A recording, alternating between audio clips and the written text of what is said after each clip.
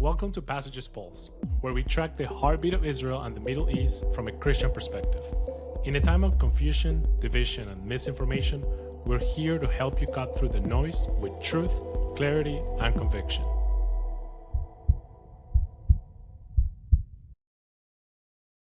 Hi, everyone. Welcome once again to the Passages Pulse. It is Wednesday, August 20th. It is 11 a.m. Eastern Time, and this is our 20th episode. Woo, yay. Congrats, Josiah. We made it to 20. We An did it. important milestone. I bet most podcasts don't make it to 20. Yeah, I mean, I think we'll be celebrating a lot more when we make it to episode 200 or something like that. But it does feel good to have 20 episodes under our belt and to know that some people are actually listening. We really appreciate you guys. Yeah, thank you all for listening. And thank you also for sending your questions. Today we'll be addressing some of those questions that you guys have been sending. Just want to give a shout out to everybody who has been watching.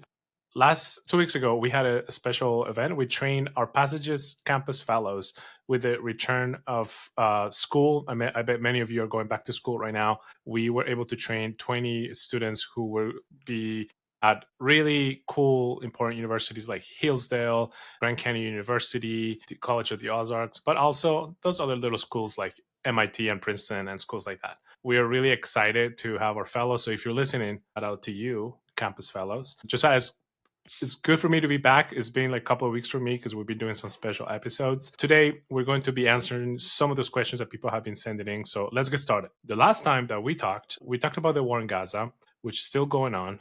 Israel was considering something like a full occupation of Gaza. I think at the time it was like 75%, but they were thinking about going all in, occupying the entire territory. And the government was preparing to vote. In fact, in our episode, we were like, they're going to vote tomorrow morning. So by the time you watch this, the vote would have already happened. So let's pick up where we left off. Josiah, can you give us an update on what they decided right after we recorded that episode? Yeah, so what they decided was something of a compromise, I would say, between two options that the government was considering at the time. They could either basically continue with what they were doing, which was trying to address the humanitarian issues in Gaza, flooding more humanitarian aid into the Gaza Strip, and then hoping for some return to negotiations, which didn't seem to be working very well. I mean, they were addressing the humanitarian crisis, yes, but we're not necessarily seeing any, urge to return to negotiations on the part of Hamas, in large part probably because of the amount of other countries that were signaling their intent to recognize a Palestinian state with or without a return to negotiations. So that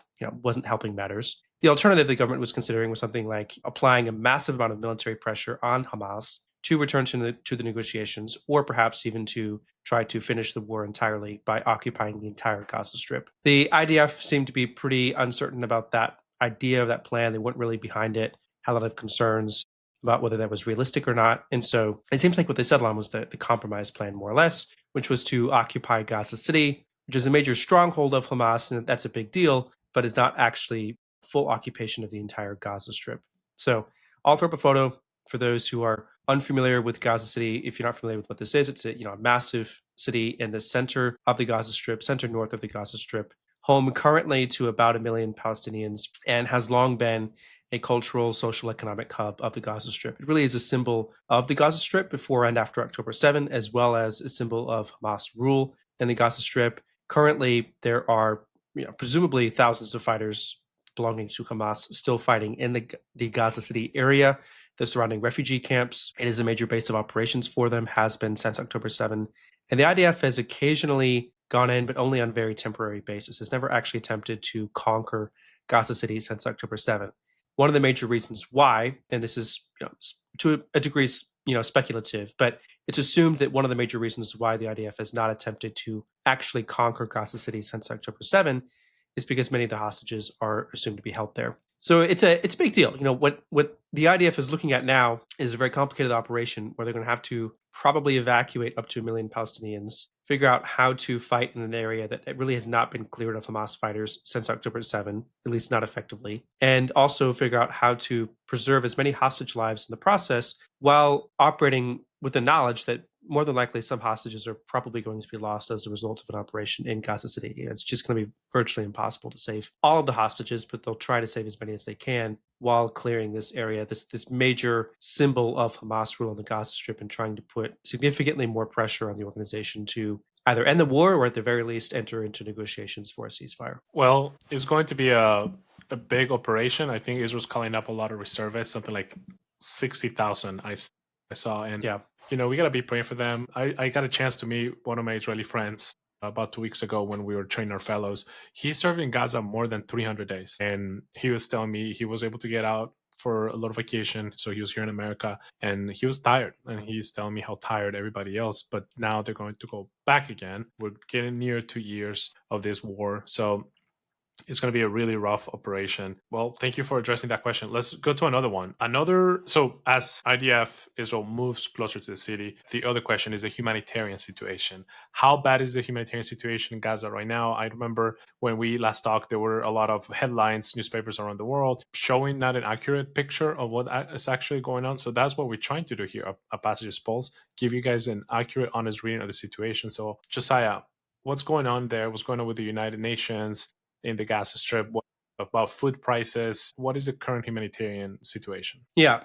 Well, I appreciate this question. And just so the audience understands, we're trying to tackle as many questions as we can in one because there's actually several questions that we've heard about the humanitarian situation. People want to know, to Sebastian's point, how to react to different headlines that make it unclear what's actually going on.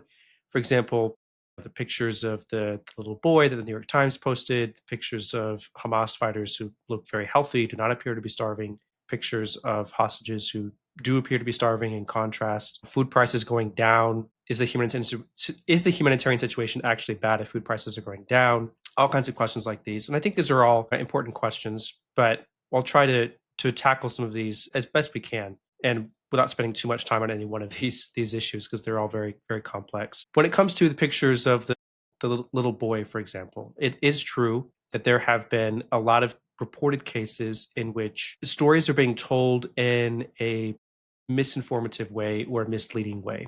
So, for example, pictures of a little boy were all over the New York Times, and it turned out to be a bit of a misreported story because he has a pre-existing condition which leads to his physical suffering, and his siblings actually appear to be well fed if you see pictures of his siblings. So it's not to say that there is no suffering in the Gaza Strip among young children, but that particular story was an example of misinformation. You do have examples of photos of Hamas fighters looking healthy. That's not surprising because we know that Hamas fighters have been taking advantage of the flow of humanitarian aid into the Gaza Strip to stockpile supplies both before and after October 7. So this really isn't surprising that Hamas fighters appear to be relatively well fed because it's one of the biggest concerns that people have had recently is how do you get humanitarian aid to the right people without Hamas stealing it, basically. And as long as they continue to do that, then of course they're going to appear well fed. Hostages, by contrast, we know are being deliberately starved. And we don't have to guess that or connect the dots or make any assumptions because Hamas has issued their own statements basically saying, as long as Israel does not meet our demands for flow of humanitarian aid into Gaza, we will deliberately starve their hostages. We are and will continue to deliberately starve their hostages. So it's a form of psychological warfare. And Hamas isn't denying it that they're starving hostages. That's why, unfortunately, you're seeing photos of some of the hostages looking incredibly gaunt, very thin, a very severe loss of muscle, body weight, and just extraordinarily unhealthy is really what it comes down to. So those pictures are real and they're out there, and Hamas isn't denying them. Now, when it comes to the question about is the humanitarian situation really that bad or not, I think it is important to be as nuanced as possible and understand the complexity of this issue. It's not true, I would say, that the Gaza Strip was being subjected to a strategy of mass and total starvation.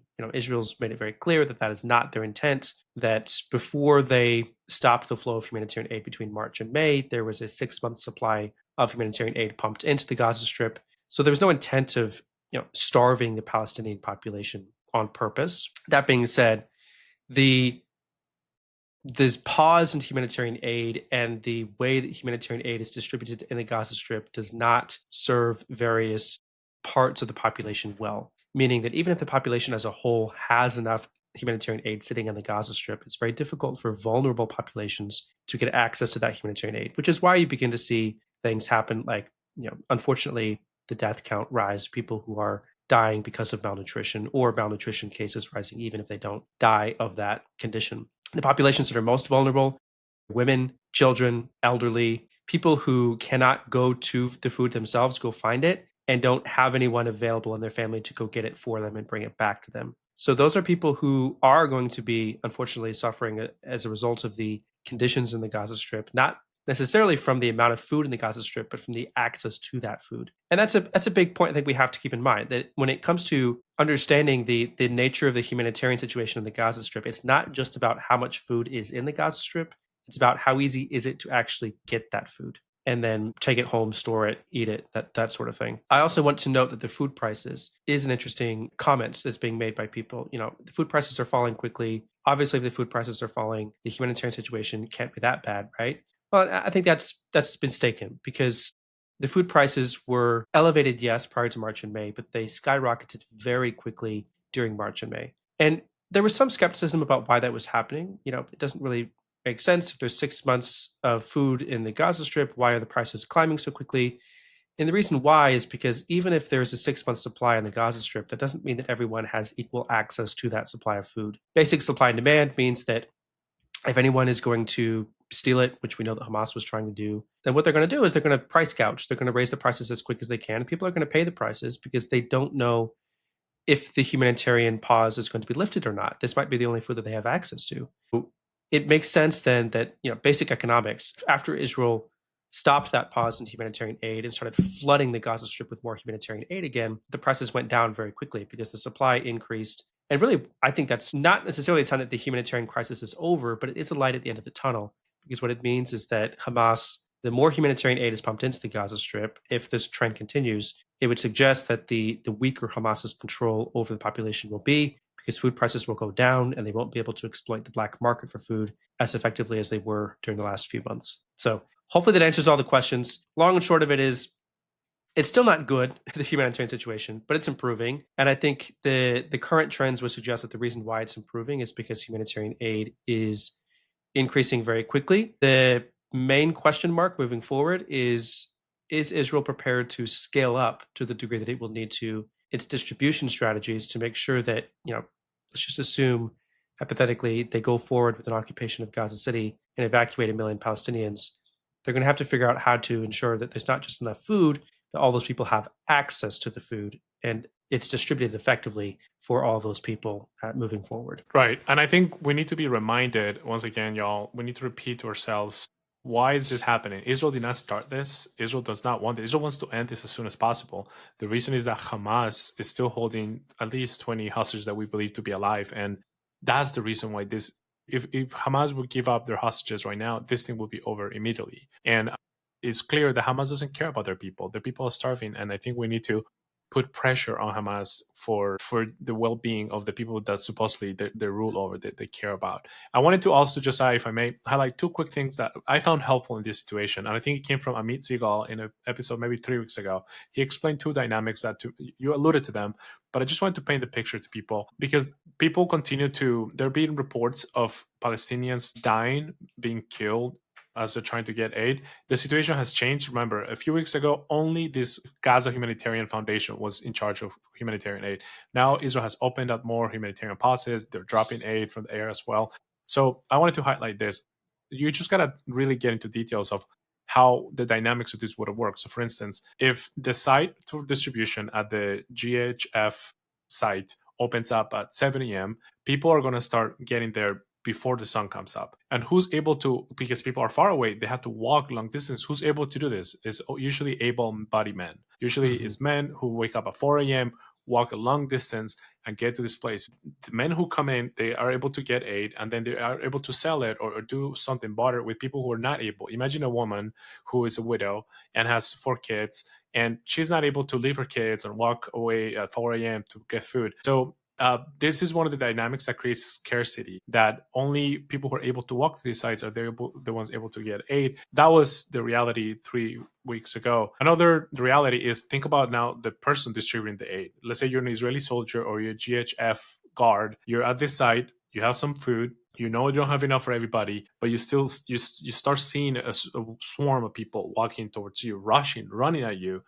What they do usually is they shoot at the air, and then sometimes things get out of hand, and people end up dying. And I think we just need to get ourselves in that position. Like, imagine I am a guy who has food and I see a crowd, a mob of people trying to get food. This is the unfortunate reality why some of these tragedies happen. But I think that what I'm describing right now, y'all, is the situation a few weeks ago. The situation has improved now. There's a lot more aid coming in from different sources. Wouldn't you say, Josiah, the situation now is a little bit different and better? No, absolutely. I think it is. Really what it comes down to, I think, is that the strategy, it seems like, has flipped from measuring the amount of humanitarian aid to something closer to flooding the Gaza Right. Strip with humanitarian aid, which again, from an economic perspective, it makes sense that that's why you would see food prices going down, why you would see over the long term, if it stays that way, Hamas will eventually exercise less and less control over the food market. So I think it's a good thing. I think it is not enough to have just a couple weeks of that. I think it needs to be sustained over a mid to long term in order for it to actually have the size impact that you would like to see. But it's definitely a trend that appears to be a more effective strategy if it continues. Okay. Well, thank you, Josiah. We talked about the Israeli military operation expanding into Gaza City. We talked about the humanitarian situation in Gaza. So now let's talk about what's going on the other side of the border, if there's one, in Israel proper. So over the weekend, y'all probably saw pictures of hundreds of thousands of Israelis going out to protest in the city. I think it was on Saturday. Just crazy pictures. This shows how democratic Israel society is. Israelis love to protest. They love to get out there. For instance, we remember the judicial overhaul protests. Just a lot of people out in the streets. This is a big part of Israeli society. And Josiah is showing us some pictures here for those of you who are watching on YouTube. So one of the things we wanted to explain, people asked about this, is what is the difference between the Hostages and Missing Families Forum and the Tikva Forum? Because I'm sure our audience keeps hearing about these two groups. So there are two groups. One is the Hostages and Missing Families Forum. The other one is the Tikva Forum. Josiah, what are the pros and cons of each group? And what are the stands? How do they differ from each other when it comes to the hostage situation? Yeah, no, this was a really great question. And I appreciate the listener who sent this one in because I think we maybe should have explained this a bit earlier, actually, given how much time we spent talking about hostages and whatnot. But there are two groups that exist to advocate for and raise awareness for the hostages. So there are some differences, which I'll explain in a moment. I just want to start by saying that they both are, I think, very important parts of Israeli society in the sense that they share a common goal of seeing a return of the hostages and a safe conclusion to the war with Hamas. They take different approaches, but they both, at the end of the day, want very similar things, and I think are doing very good work. We will get into a bit of some of the arguments for and against, arguments that they might make about each other in a moment. But first, I just want to explain a few of the basics about who these groups are, and we'll start with the Hostage and Missing Families Forum. I'm showing a photo now for those of you who are watching on our YouTube feed. This is a photo of many of the posters, which have become pretty famous, I think, synonymous with the advocacy for the return of the hostages around the world. These red and white posters with the faces of the hostages and their names, their ages, things like that. This really is a part of the good work that the Hostage and Missing Families Forum has done. They've been very interested in trying to, educate and raise awareness, very involved internationally, been involved in a lot of the protests. Yes, they've been involved in a lot of meetings in different capitals around the world, meeting different international leaders, trying to raise international support and pressure for the return of the hostages. They, unlike the Tikva Forum, if you were to contrast them a little bit, tend to be a little bit more amenable to a strategy that prioritizes negotiations over military pressure, perhaps slightly more amenable to uh, partial deals as opposed to full deals, and are going to be really emphasizing that the return of the hostages is both a moral and a national security imperative. They'll argue that it's a moral imperative for the state of Israel to preserve Jewish peoplehood by ensuring the return of the hostages safely. They will also argue that it's a national security imperative because if their hostages are not returned safely, then the government will fail to restore the public trust that was lost on October 7. And if the public does not trust the government, then that loss of national unity, national cohesion, and trust will lead to a breakdown in national security for the state of Israel. People, for example, might refuse to go when they're called up for reserve duty if they don't think the government is actually going to protect them and negotiate for their return if they're captured. So it's a really interesting case that they've built, and they've been very effective at raising awareness for the hostages and trying to just get their story out to as many people as possible around the world. The Tikva Forum, I think, is a little bit different. So they're going to be, well, I should mention first, before I mention the Tikva Forum, two more things about the Hostage and Missing Families Forum. They tend to be a little bit more not partisan, politically moderate, perhaps would be a good word or a good way of putting it. They're a bit more centrist. They are not necessarily swinging wildly one direction or the other on Israel's political spectrum. They are going to be a little bit more moderate as well when it comes to issues like humanitarian assistance for Gaza, things like that. They're probably going to be for that, whereas the Tikva Forum probably would not be. All right, let's get to the Tikva Forum now and explain them very briefly as well. So the Tikva Forum is, based on what I just said, if you're to contrast it to the Hostage and Missing Families Forum, the Tikva Forum is going to be a little bit more partisan, a little bit more right of center. They're also going to be a bit more hawkish. They're going to be a bit more perhaps concerned with the realization of all of Israel's military objectives, not just the return of the hostages. They, of course, are going to want the hostages returned, but are going to emphasize national security post 10/7 a bit more than the Hostage and Missing Families Forum will. They're going to be definitely more in favor of putting military pressure on Hamas rather than negotiating with Hamas. And basically, the idea is that if the Hostage and Missing Families Forum thinks that diplomacy is the way to secure the return of the hostages, the Tikva Forum is going to argue that military pressure really is the best way to secure a deal and the return of the hostages. So there is some disagreement between the two sides on that particular issue. They are sometimes going to oppose deals for being too short or not necessarily uh, including enough hostages or not including enough concessions from Hamas as far as post-war status in the Gaza Strip. So there's definitely going to be some different negotiating positions that the two sides also have as well. But those are some high-level features, I think, of both of these groups. Again, very much both concerned with the hostages, but taking two different approaches in terms of how they advocate for their return and what they prioritize. Right. And Passages, we just happen to have had the opportunity to collaborate a little bit with the hostage families missing forum, Yeah. those hostages and missing families forum. They have collaborated with us to bring a few survivors to our conferences in DC. So many of you watching this have heard from people like Yair Horn, who came to DC conference, and also we just had a family member speak on behalf of her grandpa, who was also kidnapped and murdered on October 7th. So we've been very grateful to participate with them, and we thank them for that. We need to keep these hostages at top of mind. So, however, Josiah, as you said, they take slightly different approaches to this thing, and right now there have been proposals, different kinds of proposals, partial proposals, meaning getting a number of hostages out, like 10 instead of the full 20 who are supposed to be alive, and then there have been proposals to get them all out. There has to be a deal that gets them all out at once. So, what are the pros and cons of their stances when it comes to the hostage situation specifically? Yeah, so that's a great question. I would say the pros and cons, if you're to take a look at both, and I'm not necessarily going to argue my personal opinion here, just kind of give you the arguments that people would make if they're supporting or criticizing both of these groups. And then you can make up your own mind, as we like to say, about what you think on this specific issue. As far as the Hostage and Missing Families Forum, I think pros: big tent, very inclusive, tend to work well with a lot of different people, very good at building a network, coalition, and consensus behind the issue of the hostages, the importance of their return.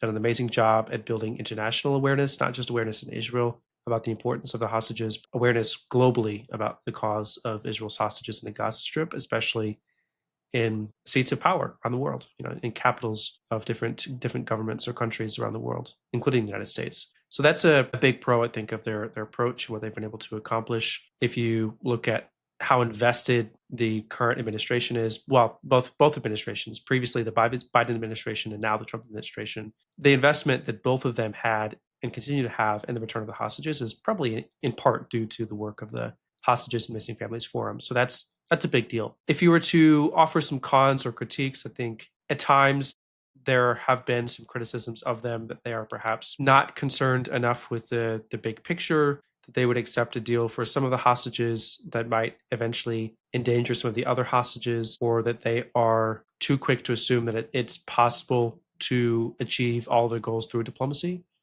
that it may not be realistic that Hamas will ever release all of the hostages. They might not, regardless of which strategy works better, diplomacy or military pressure. It's not certain that Hamas will ever release all of the hostages. And yet the Hostage and Missing Families Forum continues to push for that, which is understandable. I think as a matter of principle, you have to, but at the same time, that inflexibility at times or a lack of some perspective at times has been critiqued by groups like the Tikva Forum. The other major critique levied by the Tikva Forum against the Hostage and Missing Families Forum is that a lot of the awareness that they've drawn to the cause is not necessarily translated to pressure against Hamas, but rather pressure against the Israeli government, which has not necessarily helped the Israeli government as it tries to negotiate with Hamas. Because when Hamas realizes that there's a lot of international demand for return of the hostages, it realizes that its leverage may go up as the pressure goes up on the Israeli government, if there's not a corresponding amount of pressure also applied to